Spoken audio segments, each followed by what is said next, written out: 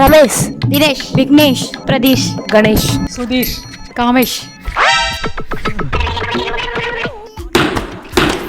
பிரகதீஷ், மனுஷ், நவதீஷ், ரமேஷ், சாணி, பூனி, வாணி, பாணி, கிருஷ்ணவேணி, ராணி, ராணி, பருப்பு, முறுக்கு, பேய், சாய், மாய், ஆய், பாய், நோய், தெரியல, கிரி, வரி, பொறி, புரி, நரி, பரி, தரி, பேரி, சரி, காரி, பாரி, சூரி, ஆரி, ஓரி, அடுத்தது செடி, பொடி, புடி, கடி, கொடி, நடி,